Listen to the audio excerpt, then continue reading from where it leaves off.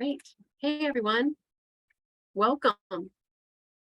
Thanks for joining us this afternoon. I'm Joanna, and I'm really happy to be here with Will Simpson. Thanks for joining us, Will.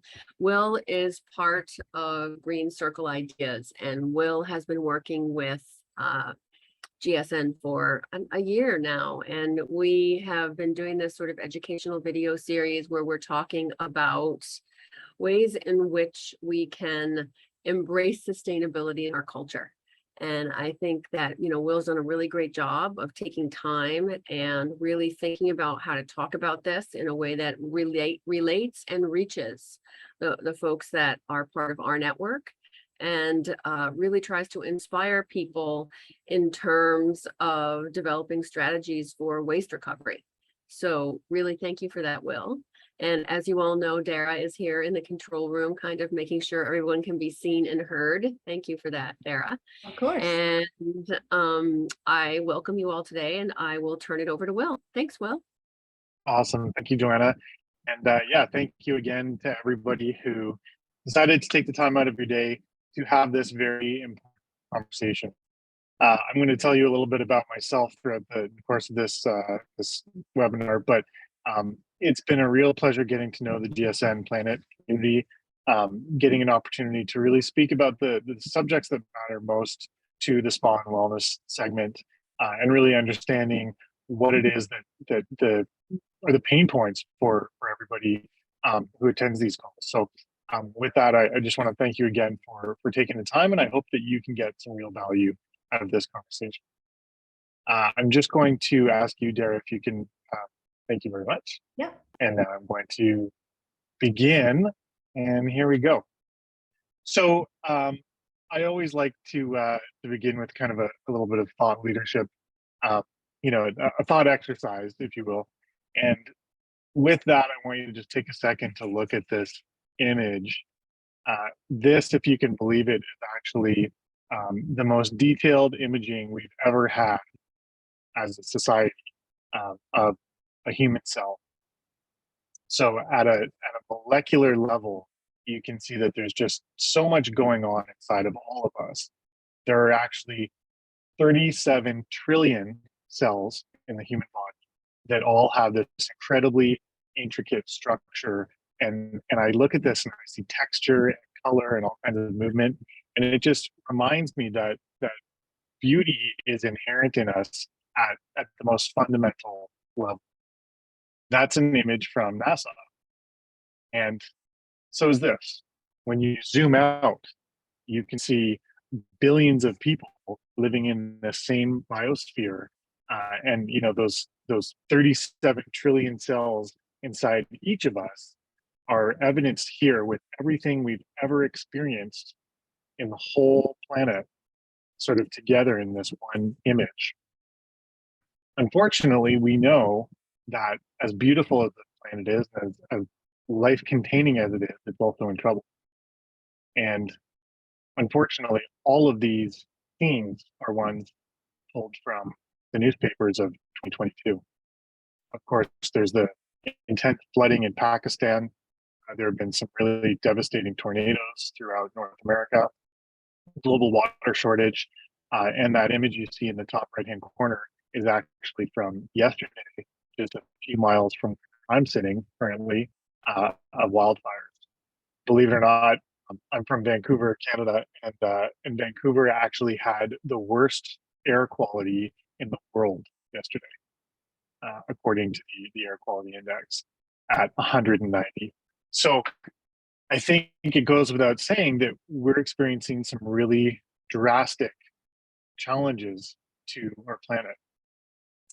This was an article that popped up in my inbox just last week, and I think it's inarguable at this point is that we're approaching a point where accelerated climate disruption is the norm. The situations that we're facing are becoming more and more dire, and they're happening more and more frequently than ever before. This is called the doomsday clock, and it's kind of ominous, but for good reason. The doomsday clock was invented by the Bulletin of Atomic Scientists, which was a group that Albert Einstein started after World War II. And the doomsday clock is really it's an icon, it's a conversation starter, but it's a way of really expressing in a visual way how close we are to existential threat of global human collapse. The doomsday clock, represents a few things: geopolitical tensions, um, you know, uh, things like disease, warfare, and ultimately environmental challenges as well. And we've been hearing for the last few years now that we're sitting at 100 seconds to midnight, meaning that when the clock strikes 12, we don't know what will happen, but we know that it will create irreversible harm to humankind. So I'm not saying this to freak everybody out and to make you feel like, there's nothing that we can do. Quite the opposite. We're being called upon by, these figureheads in our scientific community to do what we can, to gather as global citizens, to challenge our world leaders, to really do everything that we can to reverse climate change. And at the same time, we're also seeing that there is this incredible opportunity for us to do that. So with that, I just want to share that I think there's actually a renewed hope. There's more consumer demand than ever before. There's the realization that science can actually help us to find these solutions that we need. And with that, there's an incredible opportunity for people and organizations, businesses to actually heed the call, and use this to not only drive innovation, but to ultimately ensure that they're profitable into the future. So that leads me to this point, which is we all want to do something, but when do we know that we've really done enough? And ultimately, what is it going to take for us to make the difference that we need to as global citizens to reverse the effects of climate disruption? I believe that there's kind of two elements to the conversation. The first is ultimately we have to get aligned. We have to believe that there is a problem, and then we have to be willing to take action. So I believe that everybody here in the GSN community is kind of aligned that there is a problem. And so probably everything I've just shown you, you're saying, okay, well, you're preaching to the converted here. But the question is, do we have the courage to act together in concert to do our part? And that's really where the Green Circle conversation begins. We began in 2009 in Toronto, Canada, when we saw that there was a problem inside the beauty industry. We saw that there was this disconnect between the take, make, waste model and the desire to create beauty inside of the beauty customer, the guest sitting in the chair. They wanted to leave feeling their best, but ultimately that came with the result of the planet looking, progressively worse. And so this is where we started to really get to work and create this solution that allowed us to become sustainability pioneers, innovators, organizers. And these are sort of just some of the descriptors of what makes the Green Circle movement so powerful. So this was the problem that we were really united against. And it's that every single minute, the North American beauty industry generates 877 pounds of waste. That's 420,000 pounds of waste per day.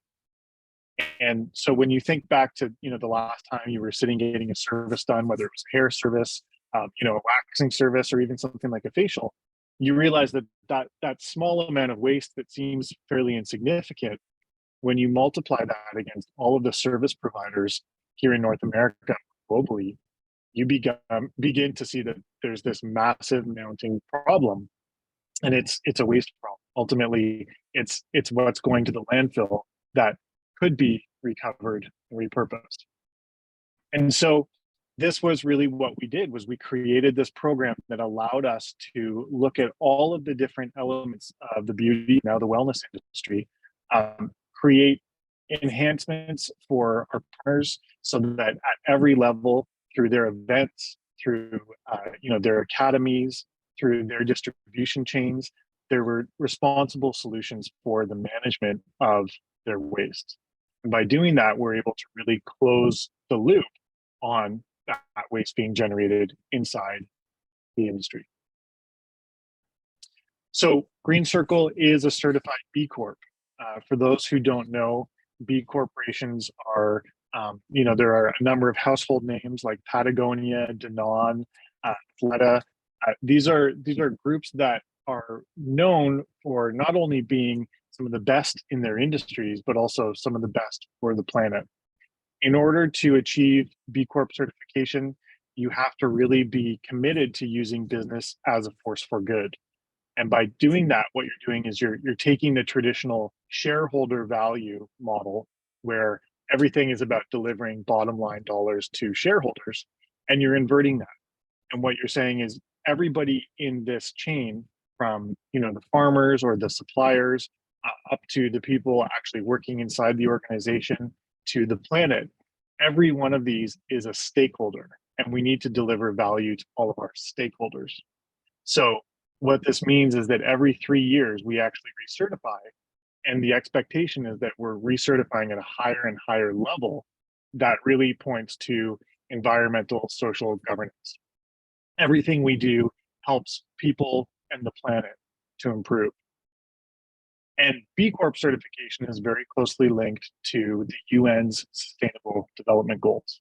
So forgive me if I'm getting a little bit heady here, but I think that this is important for everybody to really get familiar with, because this is something that individuals, businesses, and governments are all expected to now be uniting around in order to help prevent against climate disruption. So the UN Sustainable Development Goals are 17 goals that businesses and people and governments can all activate on. It's not supposed to be lip service. It's designed to actually be actionable, result driven. So examples: no poverty, economic growth, reduced inequality. These are all things that have sub goals associated with them that we can act against. And so with Green Circle, we've identified a few of these, the ones you see highlighted here, specifically pertaining to the beauty and wellness industry and areas where our program can deliver results. All of these are really aligned and were designed through the Paris Accord so that we can ensure that the planet remains below 1.5 degrees of global warming.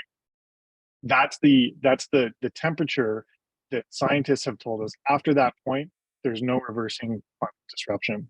From there, it's basically things are set in motion that cannot be undone. So these 17 goals, beginning with no poverty and ending with partnerships for the goals, are all really aligned around this desire to keep that temperature down. And as an organization, we also understand the importance of no waste to landfill. So not only is that sort of our mission is to create waste recovery solutions, but our guarantee is that we are zero waste to landfill certified.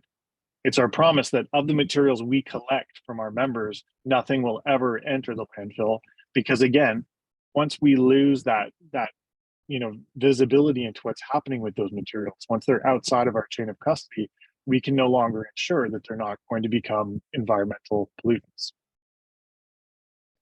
So there are 4 key commitments that Green Circle has for our members.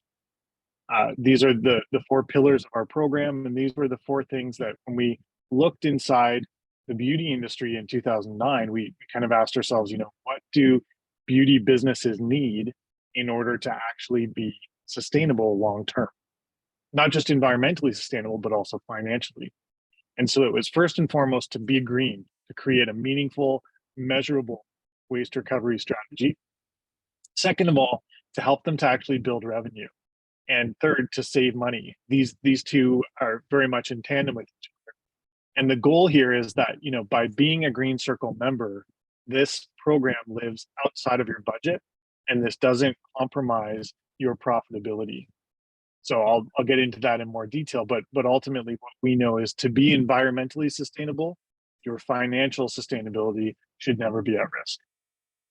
And ultimately to help those businesses that are doing their part to gain clients so that you're supplanting the traditional model and you're gaining market share for your efforts. So those are the four commitments, the four pillars to our program, and I'll go into each of them in a little bit more detail. So be green.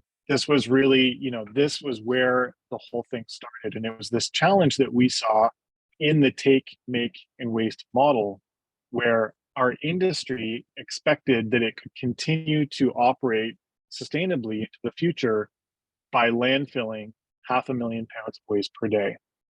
Ultimately, we know that when these things go into the landfill, they're creating methane gas, they're creating a number of different chemical compounds that are ultimately contributing to the greenhouse effect, global warming. And so by keeping these materials out of the landfill, we're not only reducing those emissions, but we're also coming up with new ways to repurpose the materials. And so what you see here on the right is called a hair boom. This is a nylon stocking or other mesh material that's porous that can hold hair clippings. And this can be used in a number of different ways. And we had our first exposure to this in 2010 with the BP oil spill in the Gulf of Mexico.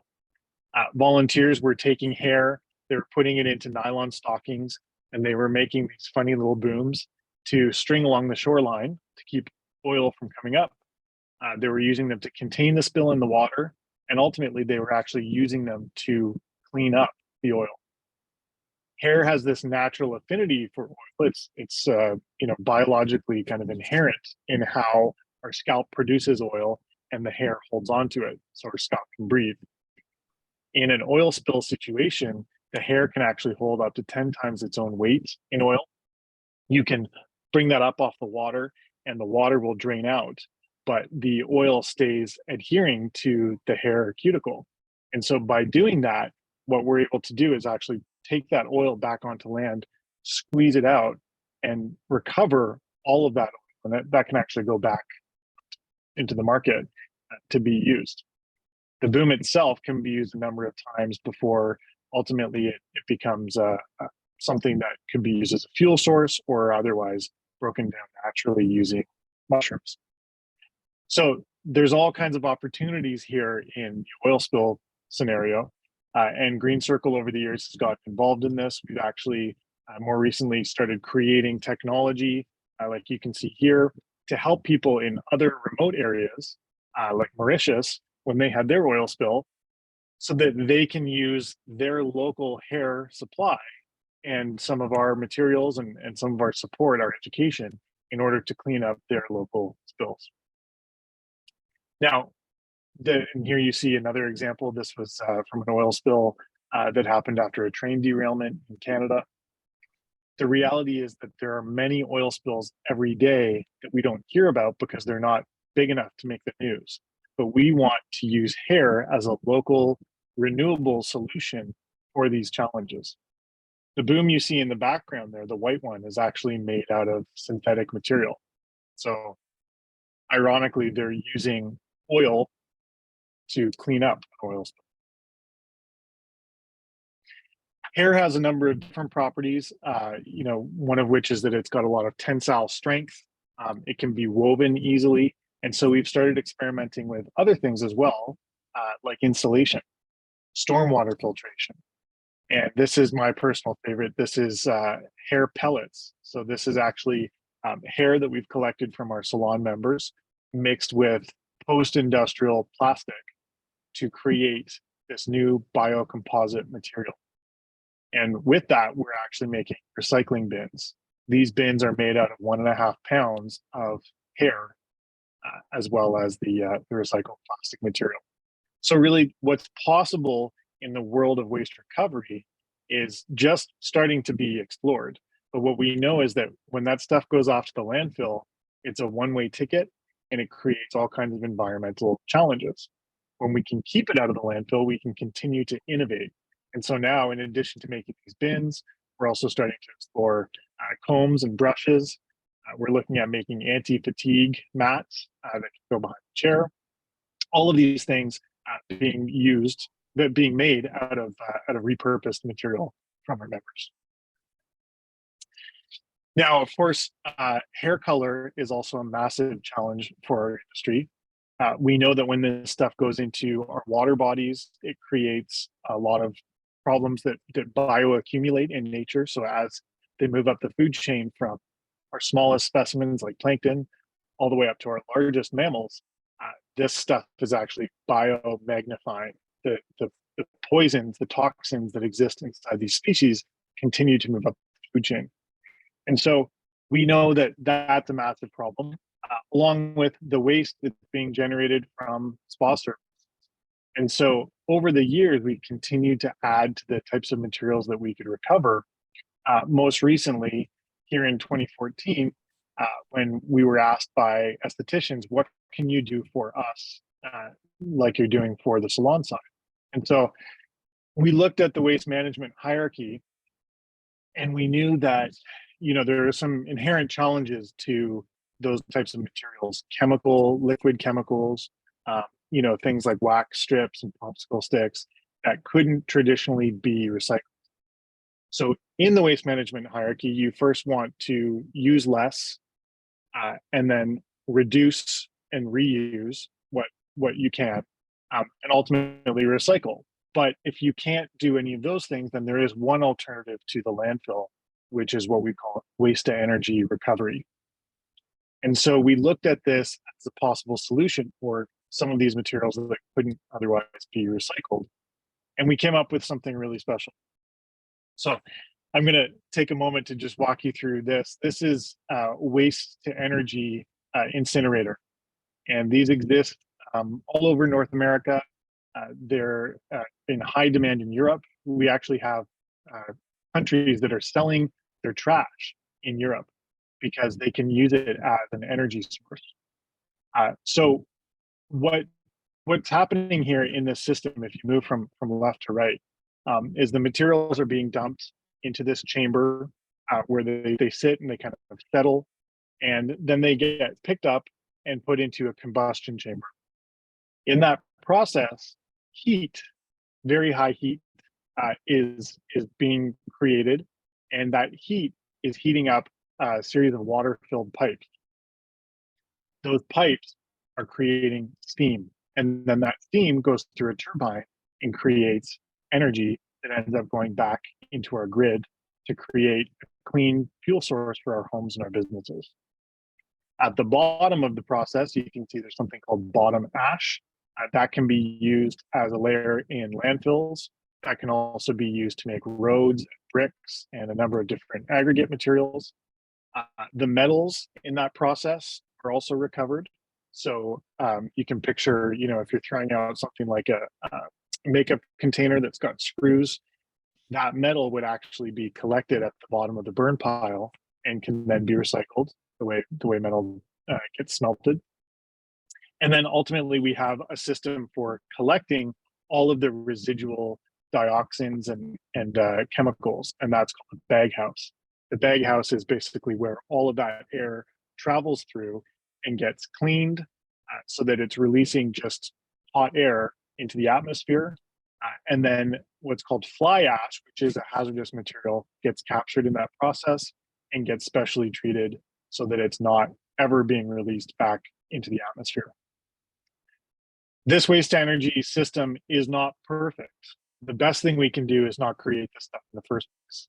But we know that we can't use less or otherwise recycle things like hair, things like spa materials. And so we have this really viable alternative to the landfill, where what you're left with is about 1/100th of what you begin with.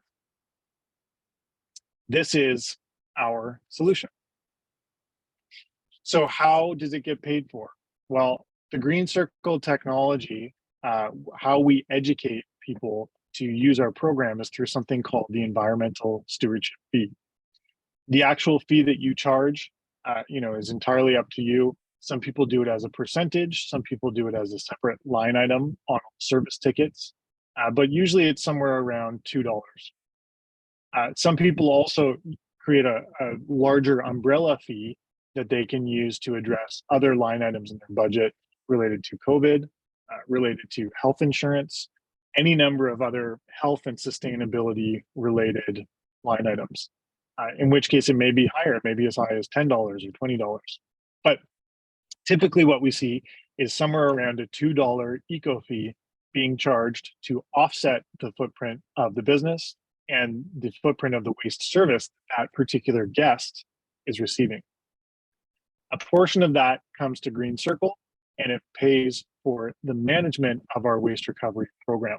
And the remainder actually stays with the spa business and becomes what we call your green change purse. The idea is that by generating revenue on this program, you can then invest in other technologies, products, services that allow you to continue to become more and more sustainable while also saving money. So an example might be an Energy Star appliance. It could be a green product or service, that you're introducing into your spa environment.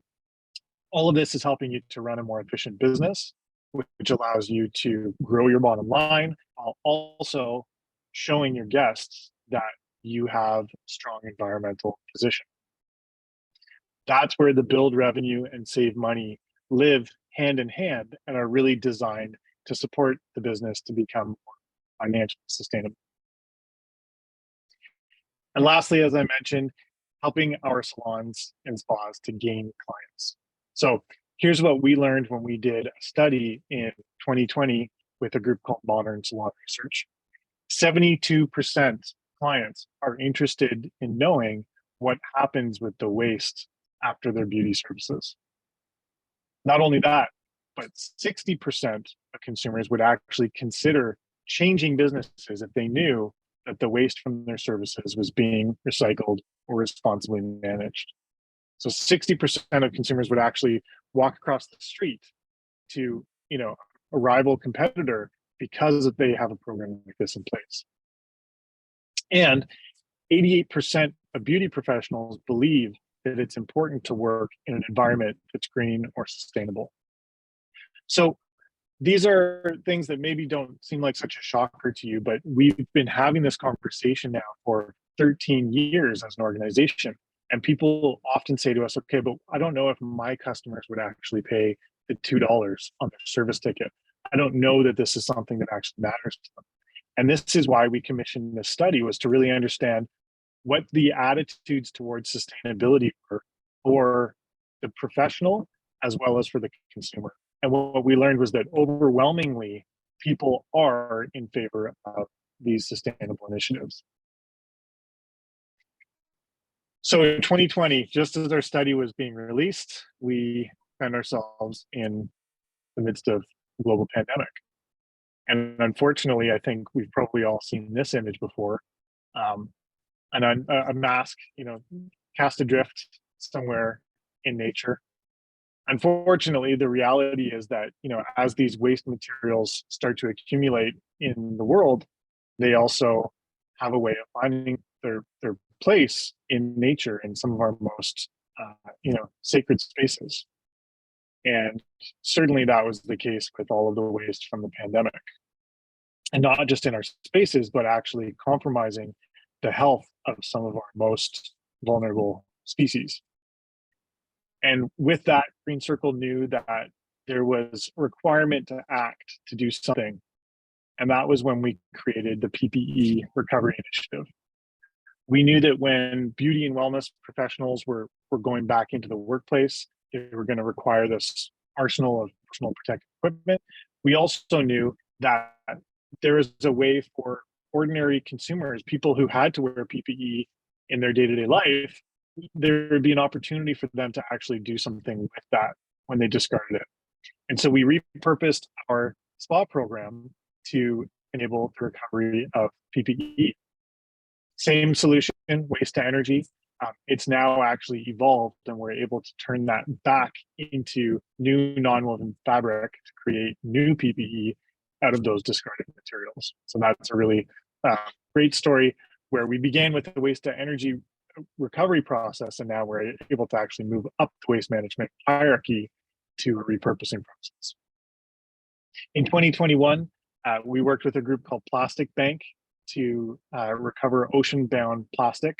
This is actually a really great organization that a lot of different companies are starting to work with for what's called social plastic. There's a few real advantages to this group. One is, of course, keeping ocean-bound plastic from ending up, in our water bodies, contributing to the gyres that we hear about in the middle of the ocean.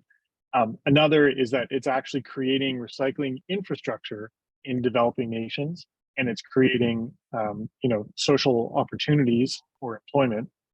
So it's an actual social entrepreneurial initiative. But then, of course, there is also the value of the plastic itself. So organizations are paying to purchase this ocean-bound plastic so that they can use it to create new products. And I'm pleased to tell you that with the support of our members and Plastic Bank, we were able to recover 2.1 million bottles of ocean-bound plastic.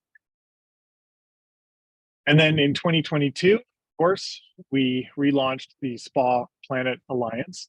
We're here today. And this was really our opportunity to bring our waste recovery technology, this 95% of waste being generated inside the spa, to life for different wellness professionals. And so with this subscription service, essentially, it's a way to fill the boxes provided by Green Circle to get them shipped back to our organization using UPS carbon neutral shipping, to make it financially sustainable through our environmental stewardship fee education, and ultimately to provide waste metrics so that your organization can share with your guests and with the larger community what you're up to as a Green Circle member. By doing that, you can then apply for community awards. You can use this as part of your recruitment and retention strategy for those young professionals that we know are so purpose-driven and mission-aligned. And ultimately, this is how we bring new people into your organization, new consumers that will actually pay for these services because they believe in what you're doing for the local community and for the planet. In April of this year, for Earth Month, we launched our carbon neutral certification. What that means is that any organization, salon, spa, waxing studio, whatever it may be, any Green Circle member that joins our program is actually now becoming certified carbon neutral as well. So we work with a group called Offset Alliance. They invest in different projects around the world, and on behalf of our members, Green Circle purchases these carbon credits to be retired for different projects. In 2022, it was a clumping bamboo project in Nicaragua. So essentially, they purchased a tract of land where this clumping bamboo was planted, and this is a super absorbent carbon eater that was able to eliminate the equivalent amount of carbon emissions that our members collectively were emitting in 2022. So this is a really exciting thing. I think as consumers, we're just starting to wake up to the carbon footprint story. We don't necessarily know what it means to be carbon neutral, but I believe that as organizations and governments continue to have this conversation, carbon footprint, the understanding of our carbon footprint as citizens is going to become more clear, and we're going to want to do more and more to mitigate that. So Green Circle does that on behalf of our members. So you can say, we proudly offer certified carbon neutral services inside this business. So again, to come back to the conversation, how do we enact change? First, we have to be aligned and agreed that there is a problem. And then secondly, we have to be willing to take action against that problem. And with that, having explained this story to you of how Green Circle came to the waste recovery solution, I want to bring it back to you all. And so with that, I invite everybody to come off mute, and we can have a conversation around how, as Green Spa Network members, we're all going to enact change in the year ahead. I've got 3 questions for you. First is, what does 2023 look like for you? The second is, what meaningful organizational changes can you make? What obstacles can you foresee? And ultimately, what stakeholders do you need to bring into the conversation to make it a success? So with that, I'm going to leave these questions up here, and I'll invite you all to just kind of share what's coming up for you in this conversation.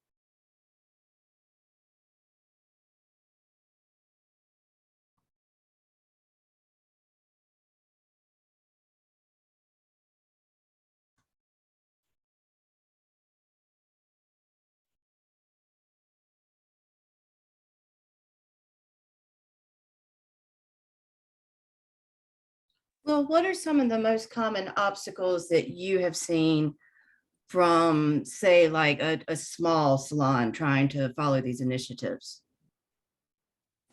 Yeah, great question, Dara. I think that there are different obstacles at different levels. So for a small business, it could be, I'm just one person and I'm a service provider for Mhm. 40 hours a week, and then I work on my organizational, you know, goals, by like where I want to take the organization. And so I think for your average small business owner, it's when it's just me, I don't have the time to be thinking like this. Mhm. For larger organizations, it's almost the inverse, and it's, we have a lot of people. We're very compartmentalized, and so with that, there are so many stakeholders that I need to bring into this conversation, from a budgeting perspective, from a marketing perspective. I just don't know where to begin. And Mhm. so this is sort of why I'm bringing this particular conversation to GSN Planet, is because I think it's important when we're considering making meaningful environmental changes in our organization, which stakeholders do you need to bring in? And can you start with one person in the organization and use that person to become sort of a cheerleader for the rest of the team? Mhm. Or maybe you are that person, and then it's just, here's who I need around the table with me in order to get this done. Yeah. This is Jonathan Paul here. Thank you for the hope. I mean, there is a sense of hope here, not only sustainability, but regenerative capacity going on.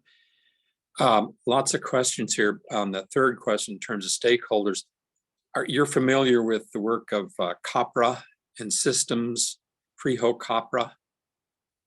I'm not. Yeah, he sees a way of engaging stakeholders on all CAPR. He was a fellow that wrote the Tao of Physics. Mm. He moved, but you would find some kindred spirits there, and he systematizes all the different, because he sees all of the UN initiatives. He shows how they're all interlinked, and it would be very good reference, and it would give you a perspective, a very thorough, systematic perspective of the whole thing. I think what's really beautiful about what you're saying here is not only beauty, but it's the beauty of the planet, because this is certainly a planetary issue, but that's might be something that you check into. One other question that I had, I really like that first, the plant of the incineration. Have you come in contact with what they're doing with plasma arc technology, with plasma vitrification? That really just, it wipes it down to the molecular level. And I don't know, I'd be very curious. I mean, then because they can use that plasma to generate hydrogen, which can work with fuel cells. And I mean, there's so much possibility there, but I know they're doing it in Italy and in Poland, but have you come across that in North America? Great question, Jonathan. I haven't personally come across it. I'm familiar with the technology. I don't know if there's anybody in North America that's practicing it, that we can sort of piggyback onto. Green Circle salons and Green Circle ideas. We're sort of the collectors of the material, and we work with third-party waste vendors to actually find these end-of-life solutions. Our innovation is done in-house, but the actual management of the materials, the end-of-life solutions in particular, that's all done, using third-party groups, and we haven't found anybody yet for plasma. There are so many cool solutions, from gasification, plasma incineration, and what we're really learning is that the landfill is becoming kind of like the dinosaur, right? This way that it's so ubiquitous today, is, I think, in the next 10 years it's going to become obsolete. That's my hope, certainly. Yeah, the medical waste too is, unfortunately, I'm here in Texas and we have lots of land, so the landfill, when you live, it depends on where those landfills are. But thank you very much. Very informative. Yeah, thank you, Jonathan. And you said a word that I typically don't bring into my education, because I think it's very difficult for people to conceptualize, but the concept of regeneration. This is what we're doing. We're not just keeping materials out of the landfill, but we're looking at how can we actually create a regenerative economy and a regenerative planet by really repurposing and rethinking the value of these waste streams. And that's really the hope with something like plasma as well, is that what used to be considered trash is now an opportunity to create net new materials. We're energy sources for the planet. Yeah, waste as fuel. Exactly. Yeah. So I'm curious, organizationally, if anybody would like to kind of share what changes they see as possible for their organizations, what would be on their kind of wish list if they could organize, for the year ahead.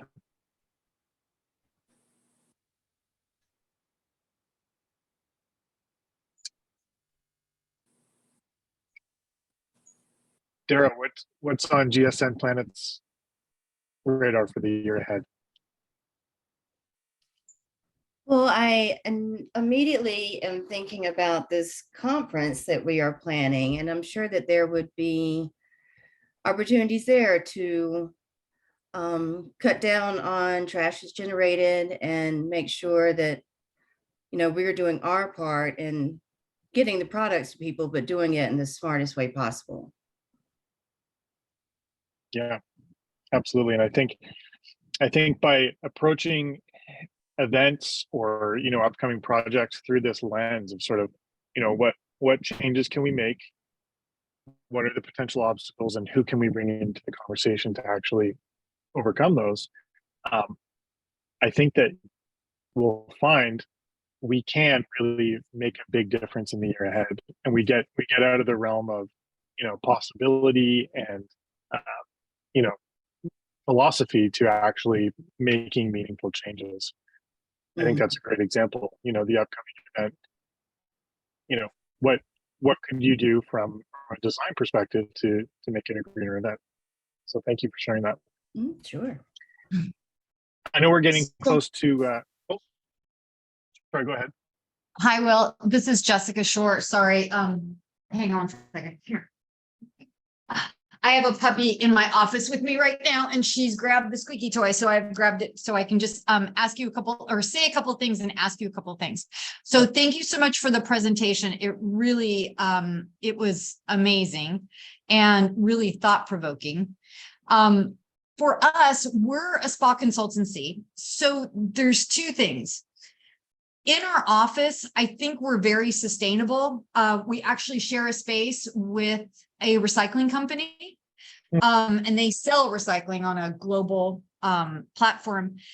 We have a flow water dispenser. We are very conscientious about how we get rid of our waste. We've got composting, everything like that. What would be helpful for me is because to be honest with you, I can't think of any like real creative, meaningful changes that we can make with what we already have. So, something from you that would be nice is if at the very simplest, if you use one-use plastic bottles, then this may be a solution for you. And if you use box water, this may be another solution for you. So we can take it to the next level, because like with the water, I mean, we use the flow water system, and we wash our glasses, and we bring in reusable water containers.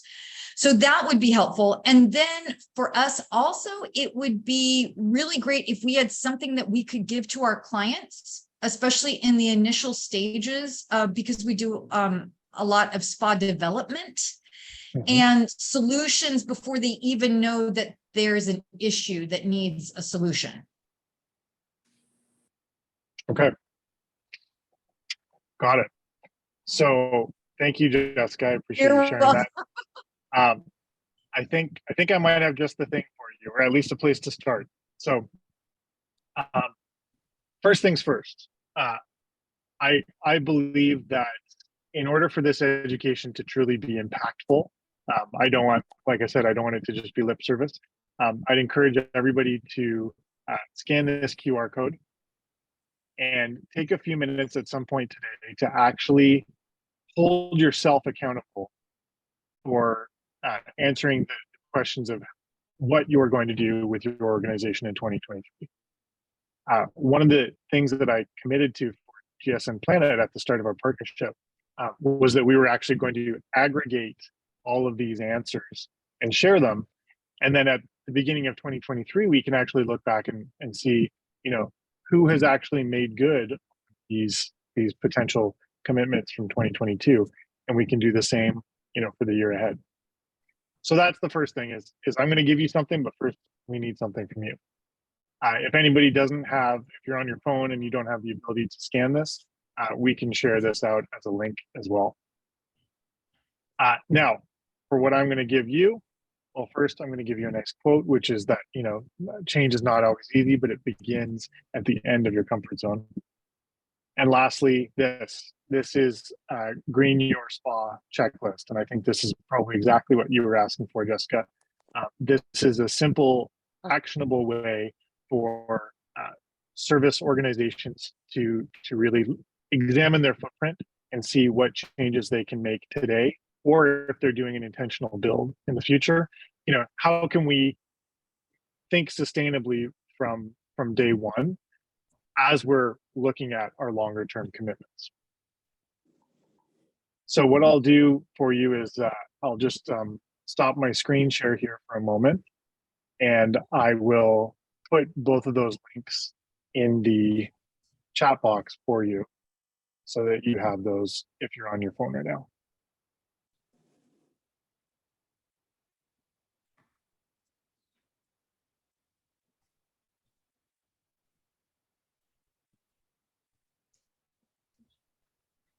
Were there any other questions or comments? Yeah. I had another question for Will. In all your work and your research, have you come across waste disposal for water, discharge water? And that I would be interested in talking with you about that now in terms of what the EPA and wastewaters.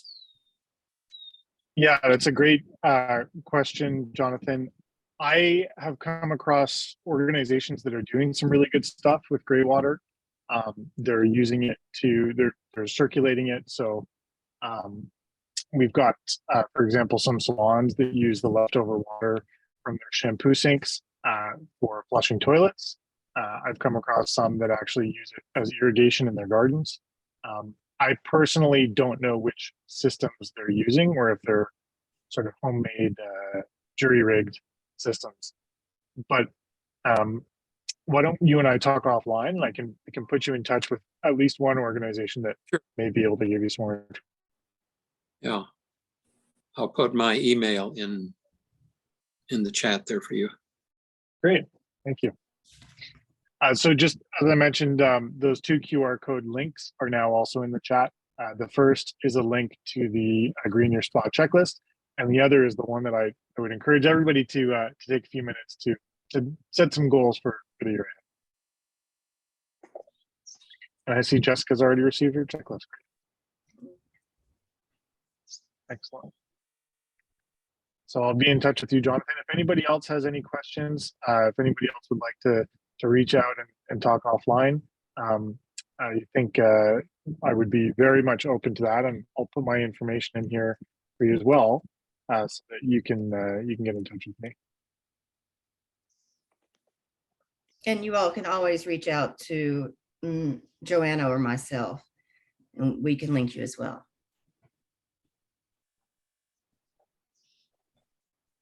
Excellent. Thank you all very much for your time today. Again, I wish you a wonderful rest of your week, and I hope that you can take this information into to your future lives and be able to drive some good value. Thank you so much, Will. That was very, very informative, and I enjoyed it. And thank you all for attending. And we will see you next time. Thank you you. so much. Bye. Bye. Bye.